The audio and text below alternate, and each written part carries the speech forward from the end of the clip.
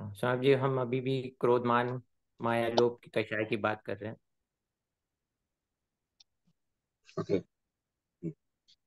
So in today's class, we are discussing on Moksha Marga Prakasak, written by Pandit Odumal ji.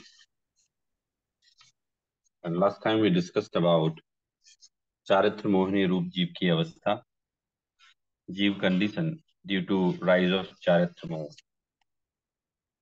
So we almost discussed about Krodh, Man Maya and Lobh.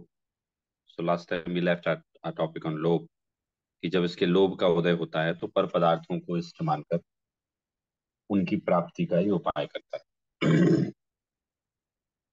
एक तरह से देखें तो हमारी हमारी मानसिक अवस्था का वर्णन बता रहे हैं कर्म का उदय आने पर।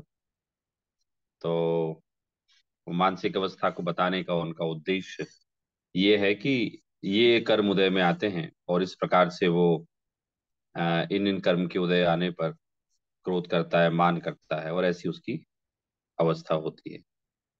तो एक लाइन कॉमनली सब जगह यहाँ पंडित जी लिख रहे हैं कि just owing to greed, passion, the desire of obtaining beneficial object is induced, but obtaining beneficial object depends on destiny.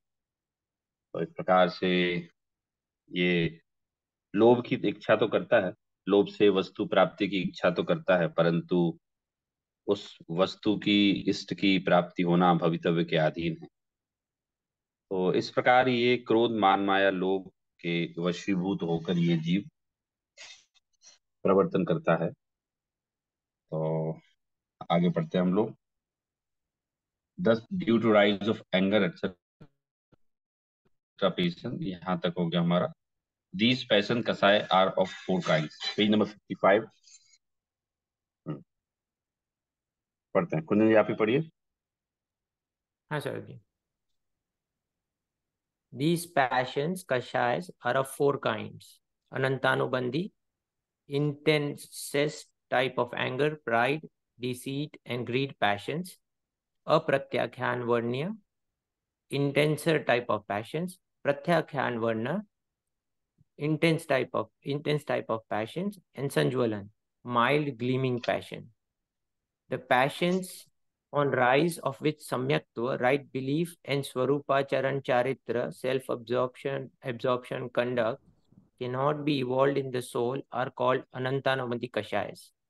Those passions on the rise of which the partial right conduct, desh charitra, is not evolved, and even partial abstinence cannot be observed, are called apratyakhyan varna kashayas. And those passions on rise of which complete right conduct, sakal charitra, is not evolved, and complete abstinence cannot be observed, are called pratyakhyana varna kashayas. And those passions on rise of which transgressions continue evolving in sakal charitra, and hence perfect conduct, yatha khyat charitra, cannot be evolved, are called sanjwalan kashayas. तो यहाँ जो हमारी क्रोध, मान, माया, लोभ की चर्चा चली, तो लास्ट टाइम लोभ में हमने लिया था कि किस प्रकार से लोभ के वशीभूत होकर ये चेती कि क्रोध से किसी जीव का ये बुरा चाहता है, लेकिन बुरा होना तो भवितव्य के अधीन है। मान की भी हमने चर्चा की थी कि इस प्रकार से जो मान का उदय है, तो मान का उदय होने से ये हल्के पदार्थों में अनिष्टपना करता है, उसे नीचा करना चाहता है और स्वयं ऊंचा रहना चाहता है। इसी प्रकार से माया में भी छल के द्वारा ये अपने कार्य की सिद्धि चाहता है। तो ये कषायों से चारित्र मोहिनी रूप जीव की अवस्था होती है, वो कषाय अनुरंजित होती है, मिक्स विद कषाय। और उसी को यहाँ आगे बढ़ाया है कि these passions are of four kinds. ये जो कषाय हैं ये चार प्रकार से परिणमित होती हैं ये। तो उसमें अनंतानुबंधी, अप्रत्याख्यान, प्रत्याख्यान और संजुलन, ये इन कषायों का सबको नाम तो याद हो गई और इनका नेचर भी सबको ज्ञात है। अनंतानुबंधी का यहाँ दिया है intense type of anger, pride, deceit and greed passion. तो इन चारों में जो ये चार प्रकार की कषायों में क्रोध, मान, माया, लोभ कॉमन है। तो जो इंटेंस टाइप ऑफ क्रोध होता है, मान होता है, माया होती है, लोभ होती है, उसे अनंतानुबंधी कहते हैं। हम इसको ऐसा भी कहते हैं, कह सकते हैं कि जो अनंत संसार का बंध कराए उसे अनंतानुबंधी कहते हैं। इसमें इस कषाय में तीव्रता बहुत अधिक होती है, और तीव्रता अधिक होने के कारण से ये कषायों में कारण कही जाती है, तो वो अनंतानुबंधी होती है। फिर अप्रत्याख्यान बताया, इंटेंसर टाइप ऑफ पर्सन, अनंतानुबंधी से कम, चूंकि अनंतानुबंधी चले जाने के बाद उसका मोक्ष मार्ग प्रारंभ हो जाता है, क्योंकि अनंतानुबंधी जाने के बाद वो चौथे गुण स्थान में आ जाता है। तो वहां से उसका समझ लीजिए संसार का अभाव होना स्टार्ट हो जाता है। लेकिन फिर भी है तो इंटेंस टाइप ऑफ पर्सन। लेकिन हाँ, जैसी अनंतानुबंधी अनंत संसार में कारण होती है ना, वैसी वैसी ये कषाय नहीं होती कि अनंत संसार में कारण हो। फिर फिर है एक प्रत्याख्याना वर्ण कषाय। तो इसको इंटेंस टाइप ऑफ पर्सन बोला है। अब इसको कोई इंग्लिश में, मतलब इसके अलावा कोई शब्द नहीं मिला होगा, तो हम इसको ऐसे बोल सकते हैं कि अनंतानुबंधी में जितनी तीव्रता है, उससे कई गुना कम तीव्रता प्रत्याख्याना वर्ण में है, उससे कई गुना तीव्रता प्रत्याख्याना वर्ण में है, और उसकी उससे कई गुना कम, मतलब रिड्यूसिंग है ये। अनंतानुबंधी में पीक पर रहती है, हाईएस्ट पॉइंट ऑफ कषाय, क्रोध, मान, माया, लोभ इस अनंतानुबंधी।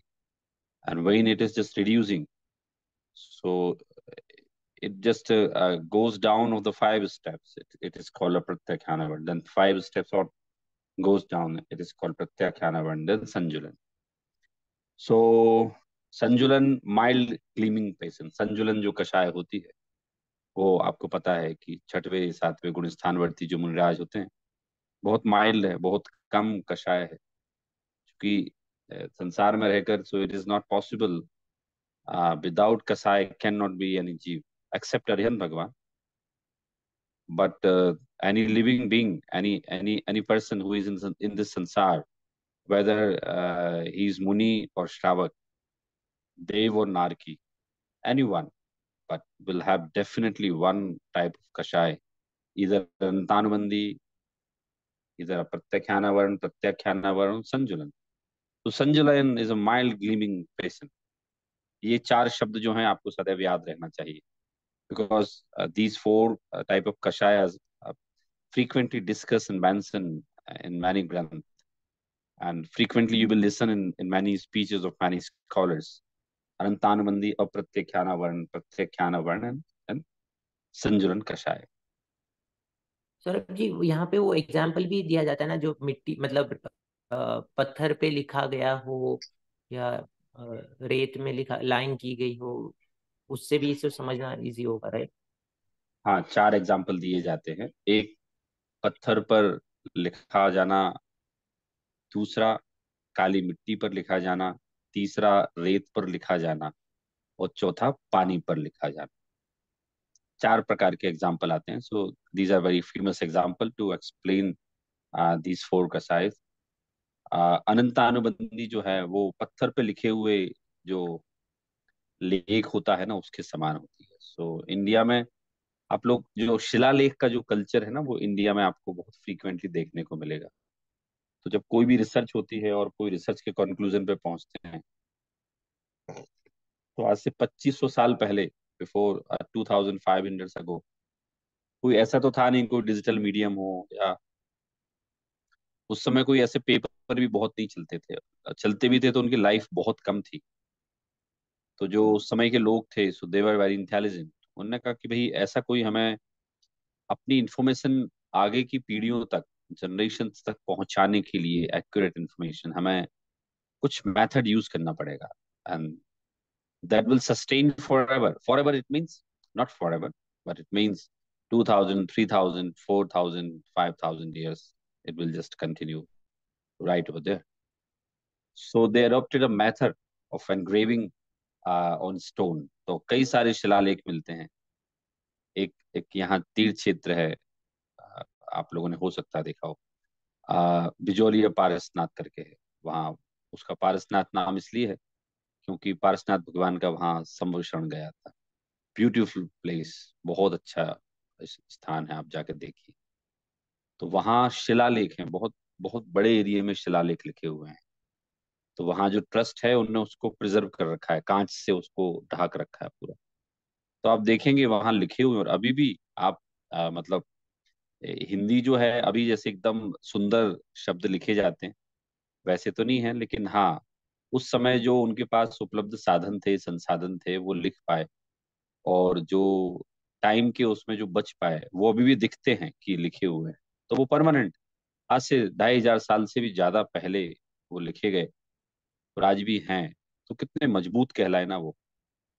तो अनंतानुबंदी का एग्जाम्पल इससे ही दिया जाता है कि हमारी कषाय कैसी है, मतलब जिनकी, हमारी इन द सेंस जिनको भी अनंतानुबंदी अभी है उनकी कषाय कैसी है, परमानेंट, एकदम पक्की दुश्मनी कर लेते हैं वो। क्रोध हो, मान हो, माया हो, लोभ हो, कोई भी कषाय हो बहुत भयानक रूप में होती है। और वो इतनी अधिक रूप में होती है कि उनको अनंत संसार का कारण होती है। किसी को मारने का भाव, खून करने का भाव, किसी को छल करने का भाव, ये सारे भाव अनंतानुबंधी की कैटेगरी। फिर अप्रत्याख्यानावरण, काली मिट्टी आप लोगों ने देखी होगी। इंडिया में कई प्रकार की मिट्टी पाई जाती है, आप अलग अलग क्षेत्र में जाके देखेंगे ना तो एक लाल मिट्टी पाई जाती है किन्हीं क्षेत्रों में, किन्हीं क्षेत्रों में काली मिट्टी पाई जाती है, किन्हीं क्षेत्रों में रेत पाई जाती है। So specially sands you will find in desert area like Rajasthan. और हमारे एमपी में जो पाई जाती है काली मिट्टी पाई जाती है। ठीक है। तो काली मिट्टी कैसी होती है कि आप उस पर यदि कुछ लिखेंगे तो वो लिखा रहेगा, एकदम से मिटने वाला नहीं है। लेकिन वो जो शिलालेख लिखा हुआ है उस पर, शिला पे लिखा हुआ है, स्टोन एनग्रेविंग जो है ना, so that is not permanent like that. So in comparison of that stone engraving, it is uh, less permanent. It may sustain for 1 day, 2 day, 3 day, 4 day, 5 day. It may sustain for just 3 months. लेकिन हमेशा रहने वाला नहीं है। थोड़ा पानी बरसा, किसी ने पैर रखा या मिट्टी वो वैसी हुई तो अपने आप वो शब्द मिट जाएंगे। तो कषाय तो है लेकिन उतनी अधिक नहीं है। फिर तीसरा एग्जाम्पल आता है रेत का। आ, रेत आप लोगों ने देखी होगी, तो आप लोग समुद्र किनारे जाते रहते होंगे, तो आपने देखा होगा कि जो सूखी रेत होती है ना, गीली पे तो आज कुछ आप कुछ लिखें तो थोड़ी देर तक बना रहता है, फिर जैसे ही समुद्र की लहरें आती हैं तो मिटा देता है। लेकिन सूखी रेत पे आप लिखेंगे ना तो लिखते जाएंगे तो लिखा तो जाएगा, ऐसा नहीं नहीं लिखेगा। आप लिख सकते हैं पूरा नाम, I can write over there my name, Saurabh Kumar Jain. लेकिन थोड़ी सी हवा चली और वो पूरा जो नेम है ना प्लेन हो जाएगा, या वो मिट्टी खिसक खिसक के वो प्लेन हो जाएगी तो मेरा नाम मिट जाएगा। तो कषाय तो है लेकिन वो कम है, तो वो प्रत्याख्याना वर्ण कषाय कहलाता है। फिर एक जल का एग्जाम्पल आता है, जल, पानी का एग्जाम्पल आता है। तो पानी पे तो हम लोग लिखते ही नहीं है, फिर भी कभी आपको ऐसा प्रयोग करने का मन हो तो आप लिख सकते हैं कि आप पूरी एक कोई बाल्टी भर लें और उस पे लिखें, अपना नाम लिखें, whatever you want to just write, you can write over there. तो आप देखेंगे कि आपको लग तो रहा है कि पेन से थोड़ा सा स्थान बन रहा है, लेकिन वो इंस्टेंट मिटता जाता है। वो कितनी कितनी माइल्डनेस की कम हो गई, कितना माइल्ड हो गया, इसकी हार्डनेस कम हो गई कषाय की ना, बहुत, मतलब ना के बराबर रही। तो ये संजुलन कषाय कहलाती है। और ये मुनिराजों को होती है, उनको कषाय मतलब होती ही नहीं है, यूं समझ लो आप। और होती है संसार अवस्था में चूकी है, तो बिना कषाय के तो कोई हो नहीं सकते, तो संजुलन कषाय उनको होती है बहुत कम मात्रा में। इस तरह से ये जो 4 कषाय हैं, इन कषायों का 4 एग्जाम्पल ग्रंथ में, these are very popular examples what we have sir discussed now. यहाँ पे सर यहाँ पे एक और एक क्लेरिफिकेशन होगा कि अगर आपकी अनंतानुबंधी चलती है तो वही चलती रहती है। There is no way that you are jumping between, भले कि आपको बाहर से दिखने में वो माइल्ड लगे या पैशन कम हो रहा है ऐसा लगे, बट वो कंटिन्यूअस वही चलती रहती है। हाँ, ये तो नियम है, आगे आएगा भी अगर अनंतानुबंधी कषाय में आप हैं तो वो अनंतानुबंधी चलेगी आप।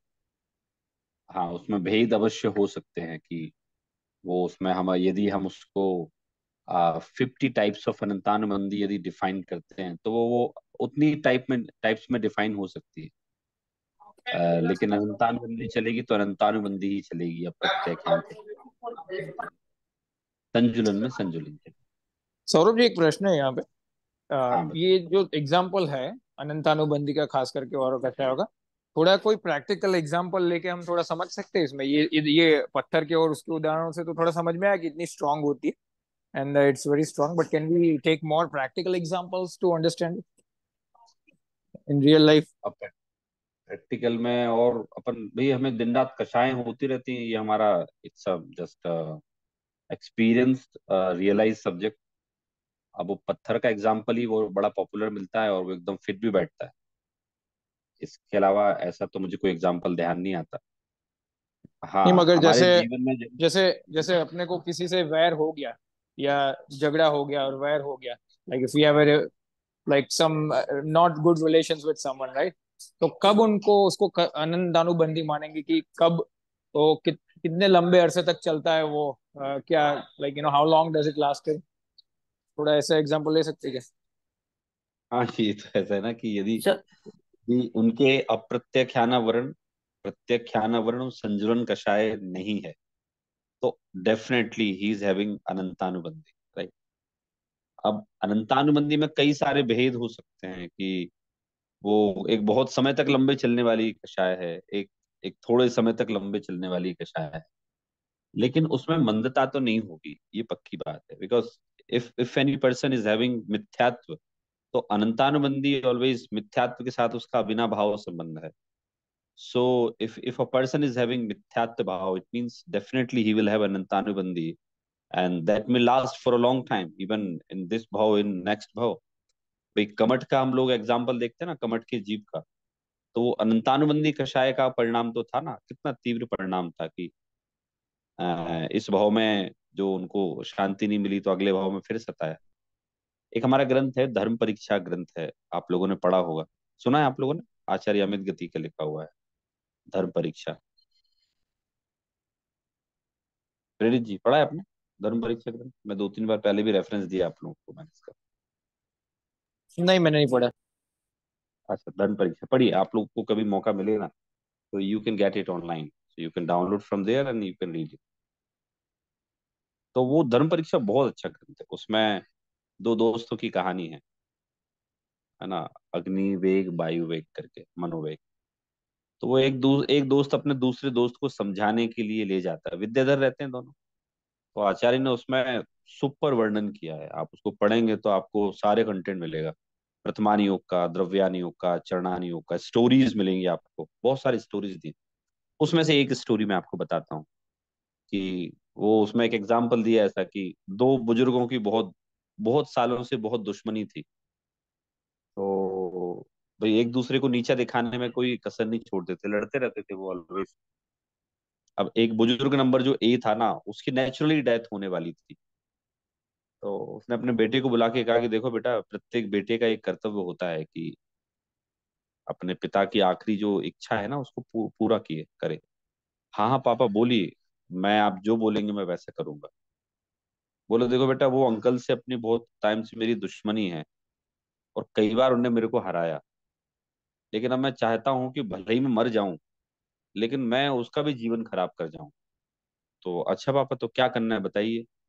बोले अभी वैद्य जी ने बोल ही दिया कि मैं, डॉक्टर ने बोल दिया कि after after 8 hours, maximum after 8 hours I will not be here, I will departed. तो उसने कहा हाँ पापा, तो बताइए आप चले जाएंगे तो क्या करना है। तो बोले एक काम करना, मेरी बॉडी को ना, तुम जो हमारा दुश्मन है ना उसके खेत में फेंक देना, और राजा को एक कंप्लेंट लॉक करना कि this person has killed my father and you can see the evidence in in in his own farm. तो वैसे ही हुआ वो कि भाई वो मर गया और उसने उसके खेत में फेंक दिया उसने उसको। तो वो तो मूर्खों की कथा बता रहे थे उसमें कि भाई मूर्ख कैसे कैसे क्या क्या करते हैं। ये अनंतानुबंधी का एग्जाम्पल है, फंटास्टिक एग्जाम्पल है भाई। इतनी कितनी कषा है, आप जा रहे हैं ना, you are departing from this world, और उसके बाद भी आपकी कषाय इतनी तीव्र है कि मैं मर जाऊं तो मर जाऊं, लेकिन दूसरे का बुरा होना चाहिए। एक ये कषाय की इंटेंसिटी है। और हम डे टू डे लाइफ में तो हमारी कशाई की जो इंटेंसिटी है वो हमें ख्याल में आती रहती है। किसी से हो जाए हमारी बातचीत, हो ही सकता है ना, राग द्वेष तो सबके होते ही, हो जाए हम सालों बात ना करें और कभी दिख जाए वो, तो हम तो एक ही चिंतन करें, मैं उसका बुरा कैसे कर सकता हूँ, मैं उसका उसको बर्बाद कैसे कर सकता हूँ। तो भारत में तो ऐसी मूवीज आपने देखी होंगी, बदला लेने पे कई मूवीज हैं ऐसी। वो 25-25 साल तक वेट करते हैं हीरो, मतलब माँ पालती है अपने बेटे को, फिर वो बेटा बड़ा होता है, फिर उसको ठाकुर को मारता है, ऐसे थोड़ा इंडिया में ऐसा एंटरटेनमेंट चलता है। तो ये अनंतानुबंधी का ऐसा हो सकता है, और तो सर अनंतानुबंधी जी की वो हीट हमें फील भी होती है। अनंत लोग की भी जो एक स्टोरी है ना कि एक सेठ था, उसके पास बहुत ही धन था, और उसे धन से इतना प्यार था कि वो उसी मरने के बाद भी वहीं पे सर्प बनता है ये। हाँ, ये भी स्टोरी बराबर है। तो वो ऐसी स्टोरीज हैं ये कि वो इतना लोभी था भाई, वो धन की चिंता में, चिंतन में ही मर गया कि मतलब मैं मर जाऊं, मैं जाऊं तो जाऊं, लेकिन मेरा धन मेरे साथ जाना चाहिए। तो ये तो हो नहीं सकता ना, it's not possible. Even we can not just carry a single atom with us, and it's a definite that we will go from here one day. One day will come when we will not be here, and in coming 30 or 40 years, I think हम में से कोई भी एक आध बचेगा तो बचेगा, लेकिन 40-50 ईयर्स में हम सब लोग यहाँ से जाने वाले तो सौरभ हैं। तो जी, हम्म, या अपन अगर तनिष प्लीज। प्रैक्टिकली प्रैक्टिकली अगर इसको देखते हैं, तो जैसे कि आपने ठाकुर का एग्जांपल दिया है, वो जो मूवी है उसमें जैसे ठाकुर ने इन लोगों के ऊपर अत्याचार किया है, राइट? तो ये लोग जो बदला लेने का भाव रख रहे हैं, वो तो एक हिसाब से देखो तो जीन्युइन भाव है, क्योंकि उनके ऊपर ऐसा अत्याचार हुआ है, राइट? तो जो ये अनंतानुबंधी का जो लगेगा कषाय, क्या इन लोगों को लगेगा क्योंकि ये बदला लेने का भाव रख रहे हैं, या ठाकुर को भी लगेगा इस केस में? नहीं, ठाकुर को तो लग गया, उसको तो लग गया और लग रहा है उसको तो। लेकिन इनको भी जो कंटिन्यू बदला लेने का जो भाव है ना, वो इनको भी लग रहा है। अच्छा, आप अच्छा बोल रहे हैं अच्छा। नेचुरल है ना, नेचुरल भाई, किसी के साथ कोई बुरा करता है तो उसको प्रतिक्रिया जो देने का भाव है, मतलब काउंटर एक्शन जो है ना, वो तो नेचुरल है।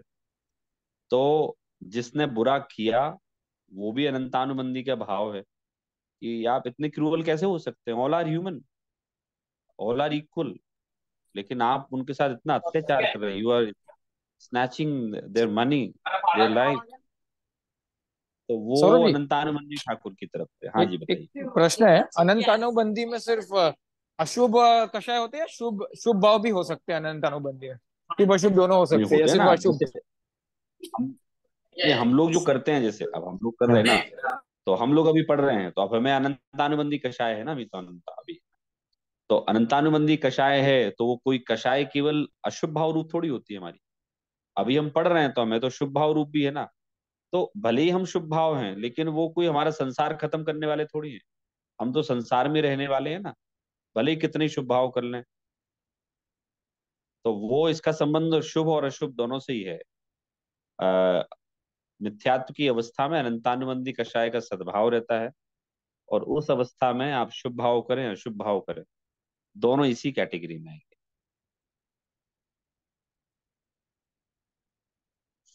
हाँ, तो ये चार सर जी हाँ, एग्जाम्पल। I think पार्श्वनाथ भगवान का और कमठ का एग्जाम्पल यहाँ फिट होगा कि कमठ जितनी बार भी, अगर 10 भाव से भी पार्श्वनाथ भगवान के मतलब उनके पूर्व भाव में उनका बैर चलते रहा और उनको मारता रहा, लेकिन सामने पार्श्वनाथ भगवान उसको सह कर आगे आगे आगे मतलब अपनी कषाय को कम करते करते करते मतलब अपने अपने मुक्ति पार पर चलते ही गए। हाँ, बराबर है भाई। उनकी हम ये मान सकते ना कि उनको सम्यक्त हुआ तो प्रत्याख्यानावरण कषाय आ गई, तो उनकी उतनी अनंतानुबंधी नहीं रही, तो उनकी दूसरी कषाय रही अप्रत्याख्यानावरण। तो इसमें लिखा है ना, ये तो वही इंटेंस टाइप ऑफ पैशन, ये तो वो इंटेंस थी, इंटेंसर है ये। तो ऐसे दिन रात होते रहते, सबके कषाय परिणाम होते रहते ना। हम अपनी लाइफ में भी ऑब्जर्व करते हैं, दूसरों की लाइफ में भी देखते हैं कि जो कषाय के, अब वो कषाय के कोई से ही परिणाम हो सकते हैं, क्रोध के, मान के, माया के, लोभ के, काम के, कैसे भी वो परिणाम हमारे हो सकते हैं और होते ही हैं generally. So the passion on rise of which सम्यक, हाँ हाँ बोलिए, कोई पूछ रहा था, सुनने दीजिए, बोलिए। सर जी, तो हम जैसे इसको कंक्लूड करने के लिए सब कह रहे हैं, जब प्रेरित ने कहा कि शुभ और अशुभ होंगे, और आपने कहा शुभ और अशुभ भी दोनों होंगे, भले अनंतानुबंधी में हो, तो उससे पुण्य और पाप कर्म तो बंधेंगे, मतलब कर्म बंधेंगे, लेकिन उसमें भी एक डिस्टिंक्शन हो जाएगा, कोई पुण्य होगा कोई पाप होगा, बिकॉज कोई चीज में हम शुभ कार्य कर रहे हैं। और और कषाय होने से मतलब ये कर्म तो बनते ही रहेंगे, लेकिन हाँ जब बराबर है। अप्रत्याख्यान या प्रत्याख्यान पर हम जाएंगे, तो उसमें भी शुभ अशुभ होंगे कि नहीं होंगे, और सेकेंड थिंग आगे बढ़कर वो उसको कैसे पुण्य और पाप में गिना जाए।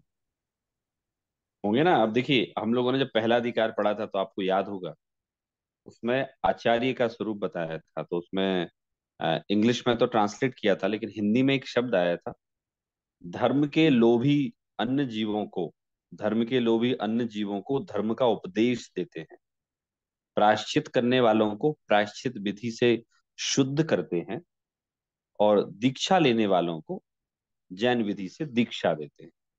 तो धर्म के लोभी, अब जैसे लोभ की हमने बात की, तो हमने तो एक जनरली लोभ को हम मतलब ऐसे ही कंसीडर करते हैं कि धन का लोभी है वो, कोई रूप का लोभी है, कोई शरीर का लोभी है, कोई अलग अलग पदार्थों के लोभी है। लेकिन वहां तो पंडित जी ने शब्द यूज किया ना, धर्म के लोभी, तो धर्म का लोभ भी तो एक लोभ है। अब वो प्रशस्त लोभ हो गया ना वो तो पर पदार्थ को प्राप्त करने की इच्छा, if you are having desire to earn money on any condition, so that is called अप्रशस्त लोभ।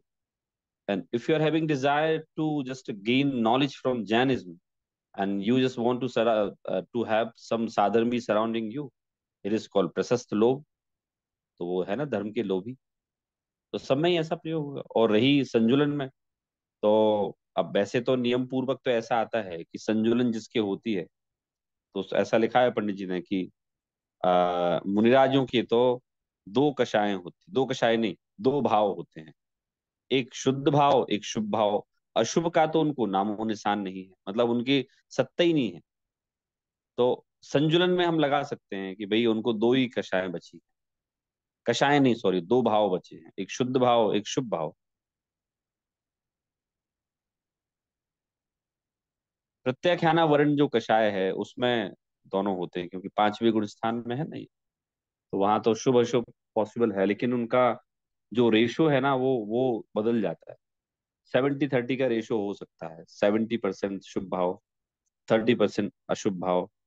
प्रत्याख्याना वर्ण में, अप्रत्याख्याना वर्ण में 50-50 ले सकते हैं हम, 50% शुभ भाव 50% अशुभ भाव। संजुलन में तो अशुभ है ही नहीं, और अनंतानुबंधी में तो हो सकता है, कुछ भी हो सकता है। अधिकतर अनंतानुबंधी में तो ये देखने में आता है, हम लोग क्रोध मान माया लोभ में ही रहते हैं हम लोग सदैव। सो द पैशन और राइज ऑफ विच सम्यक, it means right belief and स्वरूपाचरण चारित्र, self absorption conduct cannot be evolved in the soul, are called अनंतानुबंधी कषाय। तो अनंतानुबंधी कषाय की जिनका उदय होने पर आत्मा को सम्मिक्त्व ना हो, स्वरूपाचरण ना हो, मतलब आत्मा में रमण ना कर सके, वो अनंतानुबंधी कषाय है। अब वो आत्मा में रमण ना कर सके से क्या तात्पर्य, मतलब वो कषायों की इतनी तीव्रता है। होता है ना कभी कभी, जैसे कि हम, पूरा वर्ल्ड जो है ना माइंडसेट की तो है, माइंडसेट के अलावा तो दुनिया में है क्या। भले ही हम अपनी लाइफ जी रहे हैं, हम व्यापार कर रहे हैं, नौकरी कर रहे हैं, whatever we are just conducting, all about mindset. तो वो कषाय का उदय है, इतना इतना तीव्र कषाय का उदय है कि जिसके उदय होने पर सम्यक्त्व ना हो, स्वरूपाचरण चारित्र ना हो, he is incapable to realise his own soul. वो अनंतानुबंधी है, जिसके उदय होने पर इसको सम्यक्त्व ना हो, अपने स्वरूप में रमण ना कर पाए, सेल्फ एंग्रोसमेंट ना कर पाए, वो अनंतानुबंधी कषाय कहलाती है। और होता ही है जनरली। हम कितना समझाते हैं लोगों को, हम भी समझने की कोशिश बहुत करते हैं कि we are not having so much of time, why we are wasting our time in all these stuffs which are not useful for us, for our just a मुक्ति मार्ग। लेकिन फिर भी हम नहीं समझते हैं, और उसके उदय में हम निरंतर क्रोध मान आदि के भाव करते रहते हैं, और उसके कारण से क्या होता है कि आत्मा में रमणता नहीं हो पाती।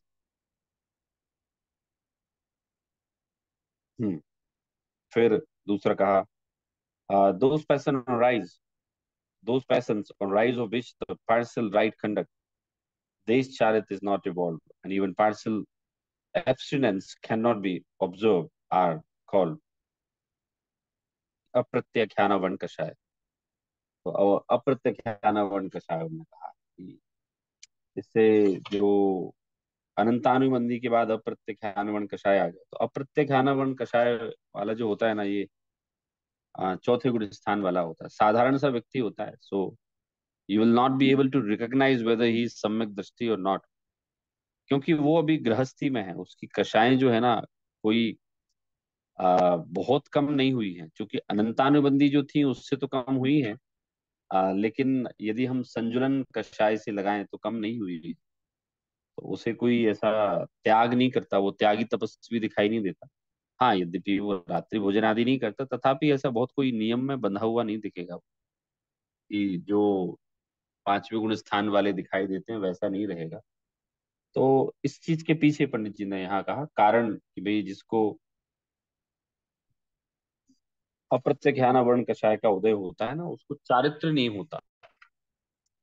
चारित्र का मतलब त्याग नहीं करता वो, किंचित भी त्याग नहीं हो सकता है इसका उदय होने पर, तो वो अप्रत्यख्यान वर्ण कषाय कहलाती है। And those passions on rise of which complete right conduct सकल चारित्र is not evolve and complete abstinence can not be observe, are called प्रत्यख्यान वर्णी कषाय।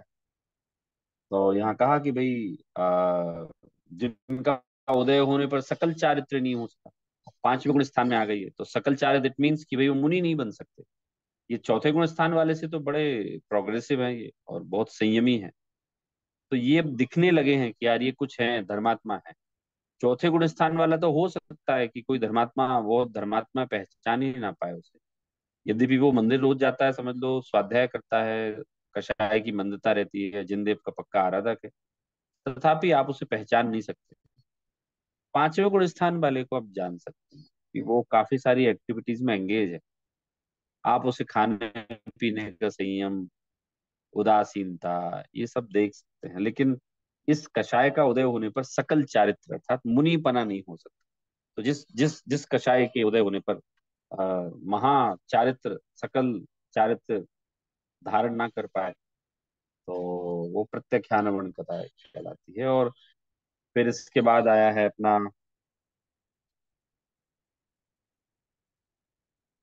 And and those patience arise which transgression continues evolving in sakal charit and hence perfect conduct, yatha charit cannot be evolved, are called संजुलन कषाय। तो संजुलन कषाय का उदय होने पर जो है ना, वो सकल चारित्र में दोष उत्पन्न होते रहते हैं, इसलिए यथाख्यात चारित्र नहीं होता। तो वो सकल चारित्र में दोष उत्पन्न होते रहते हैं। आ, इसका मतलब ये नहीं है कि वो कोई मुनिचर्या से कोई भ्रष्ट हो जाते हैं। वो कोई नियम का प्रतिवाद वाद निकलता रहता है, वो अपनी कमजोरी सही करते जाते हैं, सुधारते जाते हैं। तो ये जब संजुलन कषाय का उदय होता है, तो उसमें यथाख्यात चारित्र नहीं हो सकता। यथाख्यात चारित्र में it means complete engrossment in soul is called यथाख्यात चारित्र। वो संजुलन कषाय का उदय। सब ऑटोमेटिक है, ऐसा नहीं है कि हमारे मुनिराज कुछ सोचते हैं कि अभी मैं आत्मा में जाता हूँ, अभी मेरी संजुलन कषाय चल रही है और मैं बस अभियाल कोशिश करता हूँ, मैं ऐसा पुरुषार्थ करूंगा कि मैं तो अब बस आधे घंटे में मोक्ष जाने ही वाला हूँ। ऐसा नहीं होता, ये ऑटोमेटिक है, धीरे धीरे करके काम होता है। कषायों में मंदता होती है, प्रैक्टिस होती है, अभ्यास होता है, और वो फिर ऐसा हो जाता है। तो इस प्रकार से ये चार कषायों की बात आई है। थोड़ा सा टेक्निकल वर्ड्स हैं, आपको ये याद भी रखना चाहिए क्योंकि हम कोई भी फील्ड में कभी एंटर होते हैं ना, तो उसकी उसके वर्ड्स तो हमें एटलीस्ट याद रहें, तो फिर हमें आगे आसानी होती है। चलिए आगे पढ़ते हैं हम। कोई नया पढ़िए। तनिष जी आप पढ़ेंगे। Due to the rise of the anger press believing other subject. Sorry, कहाँ से है वो? Page number 54। स्क्रीन शेयर नहीं पे है क्या? 54 नहीं नहीं, एक मिनट 54 नहीं, 56 पढ़ना था। हाँ सौरभ जी 55 में 56 पे नीचे से हूँ। पढ़ना था, 55 में नीचे हाँ से। 55 से नीचे मैंने रखा ही है। हाँ, in in beginning lies mundane existence. तो लास्ट वाला पैराग्राफ है। हाँ लास्ट लास्ट हाँ last 2 line. Okay. In beginningless mundane existence, that is of Jiva's, continuous rise of all these four passions is found. There, when the passion is next page. When the passion is intense in the form of Krishna Lesha. Krishna Lesha is black thought coloration, and when the passion is payable in the form of Shukla Lesha. Shukla Lesha is white thought coloration. An incessant rise of all those four passion is found existing in both the conditions. Because the divisions of Anantanubandhi, etc., passions are not from the viewpoint of their being intense or feeble, but are from the viewpoint of obliterating Samyakatva, that is right belief, etc. On intense rise of fruition of these karmic species, intense anger, etc., like alien dispositions, are caused, and on feeble rise of fruition, that is of these species of karmas, feeble anger, etc., are caused. Okay, तो अब यहाँ उसी विषय को थोड़ा सा आगे बढ़ा रहे हैं। In the beginning of the mundane existence of Jiva's continuous rise of all these four passions is found. There, when the passion is intense in the form of the Krishna Lisha, black thought coloration. तो कृष्ण लिस्सा होती है, इसमें अनादि अवस्था की जो अनादि अनादि काल से इन चारों का ही उदय पाया जाता है, ये यहाँ कहा है इसमें। तो हमारा तो चारों के उदय है ना, तो ये केवल ऐसा नहीं है कि हमें अनंतानुबंधी ही मात्र है, चारों का उदय है। फिर मोक्ष मार्ग प्रारंभ होने पर इनका जो है ना कम होता जाता है कि वो अनंतानुबंधी चली गई, फिर अब प्रत्याख्यान चला गया, फिर प्रत्याख्यान चला गया, फिर संज्वलन जाने पर तो मुक्ति हो ही जाती है। तो in the beginning of the mundane existence जीवास continue rise of all these four persons is found. ये चारों का उदय जो है वो निरंतर पाया जाता है। फिर लेशिया के माध्यम से ये बताया कि जो दो जो कृष्ण लेशिया होती है, एक शुक्ल लेशिया जो होती है ना, तो कृष्ण लेशिया जो है वो इस बात को बताती है कि कषाय कितनी तीव्र है।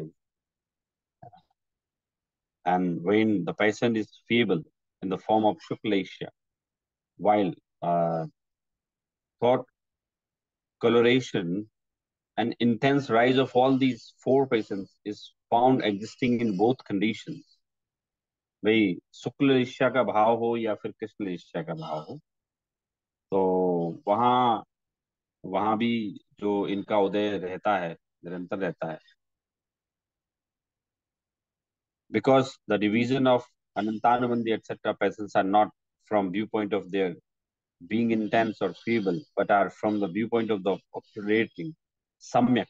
भाई ये सम्यक्त्व की अपेक्षा जो कहा गया है वो सम्यक्त्व के भेद की अपेक्षा कहा गया है।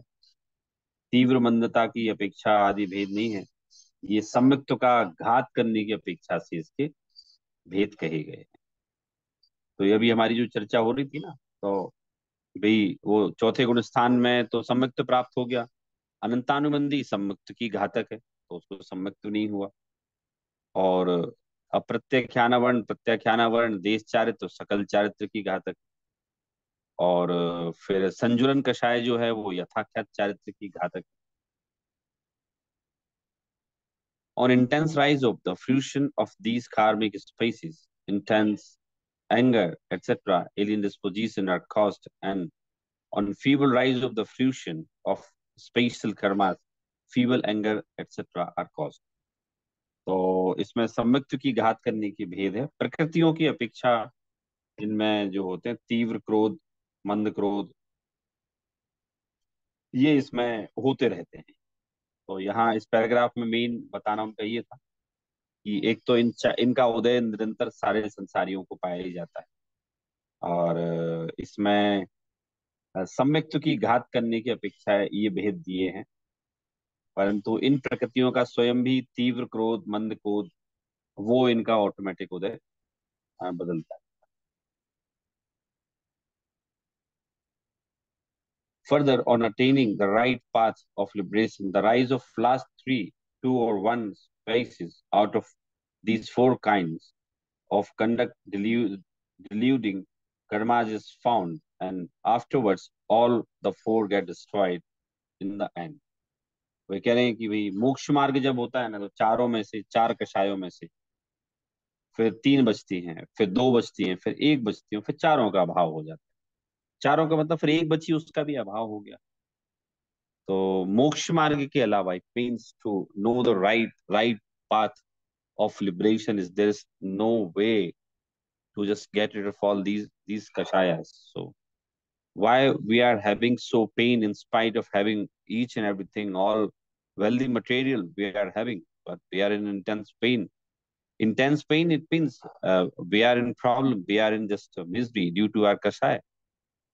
यहाँ ऐसा बता रहे हैं कि भाई ये कषाय जो है ना, इसके कारण ही तो संसार है हमारा। और ये सम्यक्तों का घात करते हैं अनंतानुबंधी को। तो जैसे ये मोक्ष मार्ग पे जाता है तो अनंतानुबंधी चली जाती है, फिर इसके अप्रत्याख्यान बचती है, फिर प्रत्याख्यान बचती है, फिर संजुलन बचती है, और ये लास्ट में इनका अभाव हो जाता है। हाँ चलिए आगे पढ़ते हैं। फर्दर आउट ऑफ एंगर, यहाँ से पढ़िए। पढ़िए तनिष जी, आप ही पढ़िए। ठीक है। Further out of anger etcetera four patience, the rise of only one passion is found in one unit of time.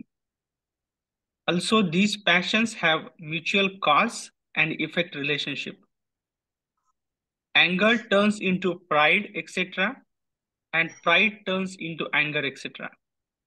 That is why sometimes the difference is recognized and sometimes it is not recognized. This is to be known as the passional form of modification. देखिए यहाँ उन कषायों की जो बात बताई है। Further out of anger etc. four passions, the rise of only one passion is found in one unit of time. एक काल में जो इनका, इन क्रोध आदि चारों कषायों में से ना किसी एक का ही उदय होता है। और also these patience have mutual cause and effect relationship, कार्य कारण पने का संबंध है ना। तो कार्य कारण आप लोग जानते होंगे, कॉज एंड इफेक्ट जो रिलेशनशिप होती है, it's a very famous word, cause and effect relationship in motivational world, and also you can find in just economic etc. this kind of stream you can find this word is very popular, cause and effect। पंडित जी ने भी यहाँ use किया है, कार्य कारण पना। तो इन कषायों में कारण कार्य पना है। कैसे है? एंगर टर्न्स इनटू प्राइड, तो एंगर हो गया कारण, और उसका जो घमंड है वो हो गया उसका कार्य। फिर प्राइड टर्न्स इनटू एंगर, कभी जो मान है वो क्रोध में बदल जाता है। तो इसी तरह से आप लगाते जाना, कभी क्रोध मान में बदलता है, कभी माया लोभ में बदलती है, लोभ माया में बदलता है। ऐसे that's why sometimes the difference is recognized and sometimes it is not recognized. This is to be known as the personal form of modification। भाई ये जो है क्रोध से मान हो जाता है, मान से क्रोध हो जाते हैं, इसलिए कभी कभी तो हमें इनमें अलग अलग पना भाषित होता है, कभी कभी नहीं होता।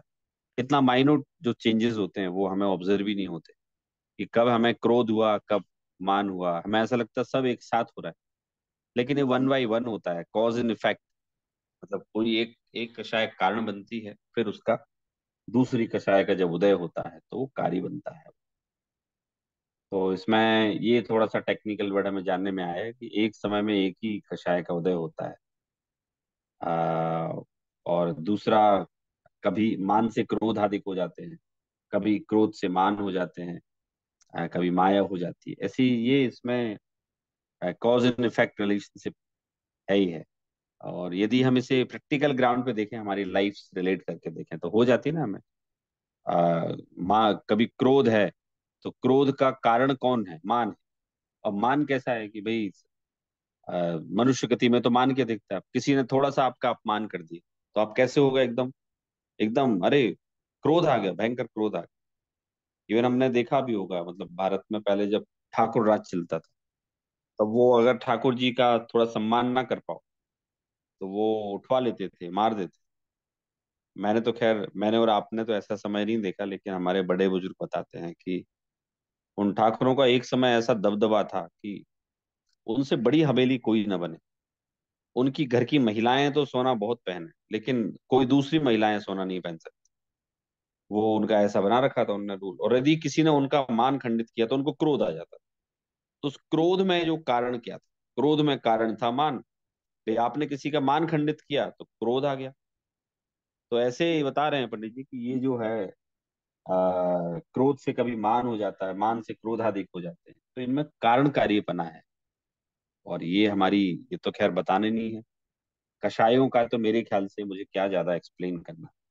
मैं और आप, हम सभी निरंतर अपने जीवन में उत्पन्न होने वाली कषायों से रेगुलर फैमिलियर होते रहते हैं। कभी कभी हमें विचार भी आता है कि क्यों इतनी तीव्र कषाय क्यों हुई मेरी। फर्दर फिर हम स्टडी करते हैं, साधर्मियों की संगति लेते हैं, तो वो हमारी कषाय मंद हो जाती है, फिर खत्म भी हो जाती है। हम बहुत लंबी दुश्मनी नहीं पालते। मतलब मैंने तो अपनी खुद के जीवन में जैसे फील किया है, अभी प्रेरित जी ने क्वेश्चन किया था ना थोड़ी देर पहले कि अनंतानुबंधी का कोई प्रैक्टिकल एग्जाम्पल बताएं, तो वो उसमें आप यूं मान के चलिए कि हमारी कषायें हैं ना, तो हमारी कषायें सबकी तीव्र हैं। मतलब ऐसा नहीं है कि बहुत मंद है, लेकिन चूंकि हम अध्यात्म पढ़ते रहते हैं तो कषायों में मंदता आ जाती है, हम भुला देते हैं, भूल जाते हैं, या फिर हमारा अध्यात्म में रुचि के कारण से वहां ध्यान नहीं जाता। लेकिन दुनिया में ऐसे भी लोग हैं सालों से कषाय पाल के रखती, सालों से, और वो जलते रहते उसमें। I have just witness many many person, many people, and I know them personally.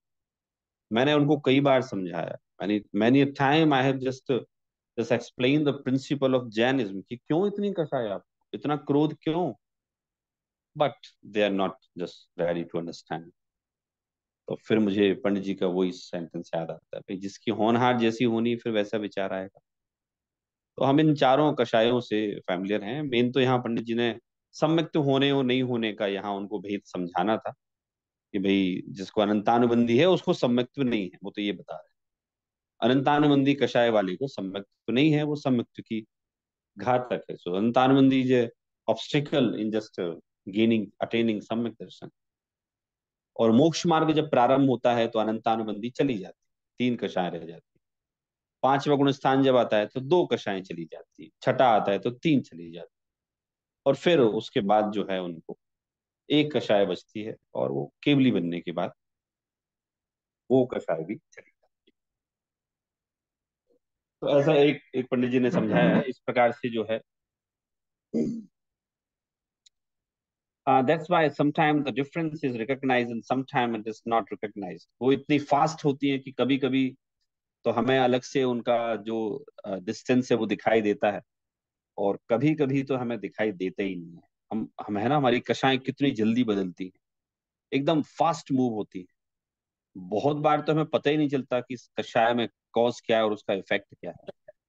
आ, तो कभी वो कॉज बन जाता है, कभी इफेक्ट बन जाता है, वो इफेक्ट कॉज बन जाएगा, फिर वो इफेक्ट आएगा उसका। तो ऐसे करके किसी काल में कभी कोई कषाय आती है, तब किसी काल में कभी कोई कषाय आती है। इस तरह से इन कषायों का हमारा परिणमन होता रहता है।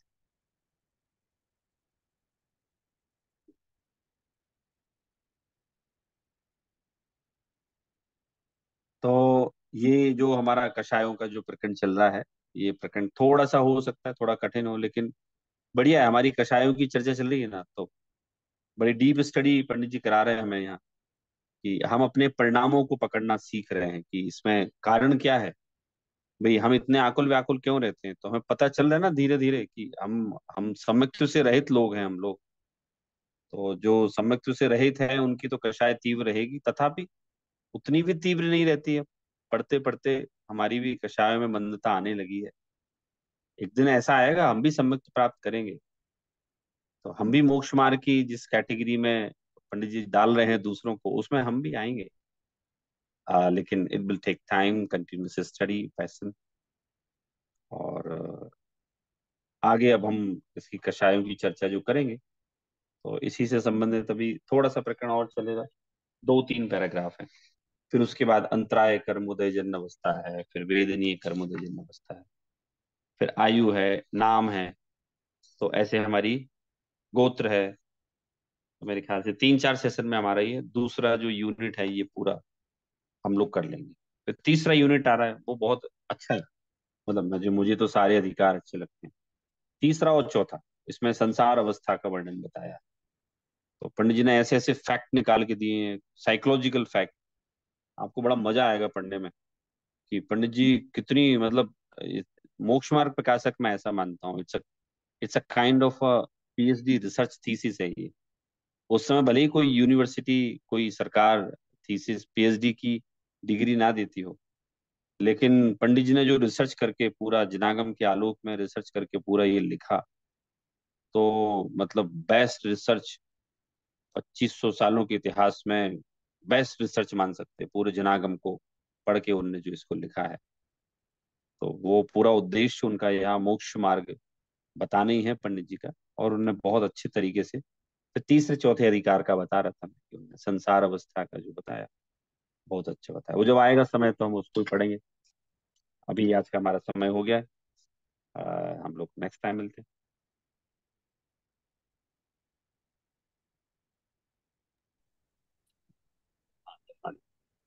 जिनवानी स्तुति लेते हैं। If someone has questions, you can ask now, or we can take Jinvani स्तुति।